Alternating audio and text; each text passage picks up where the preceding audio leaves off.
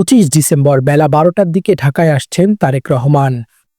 বিএনপির ভারপ্রাপ্ত chairman Tarique Rahman 25 December Bangladesh বিমানের নিয়মিত একটি ফ্লাইটে বেলা 11টা 55 ঢাকায় অবতরণ করবেন বলে জানিয়েছে বিএনপির স্থায়ী কমিটির সদস্য সালাউদ্দিন আহমেদ। বৃহস্পতিবার 18 ডিসেম্বর বিকালে রাজধানীর গুলশানে বিএনপি চেয়ারপারসনের রাজনৈতিক কার্যালয়ে দলীয় মনোনীত প্রার্থীদের সাথে মত বিনিময় সভায় যোগ দেওয়ার আগে তিনি এই কথা বলেন। সালাউদ্দিন আহমেদ বলেছেন, তারেক রহমান দেশে ফেরা ঘিরে নিরাপত্তা ও অভ্যর্থনা প্রস্তুতি জোরদার করা হয়েছে।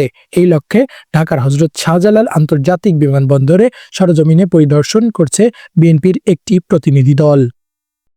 ঢাকায় পৌঁছে বিমানবন্দর থেকে এভারকেয়ার হাসপাতাল পর্যন্ত তারেক রহমানের যাত্রাপথ যেন নির্বিঘ্ন হয় সে বিষয়ে সব ব্যবস্থা নেওয়া হচ্ছে বলে জানান তিনি। বিএনপির জ্যেষ্ঠ যুগ্ম মহাসচিব রুহুল কবির রিজভী বলেন, তারেক রহমান দেশে ফেরায় অভ্যর্থনা হবে ঐতিহাসিক, মানুষের উপস্থিতি হবে স্মরণীয়।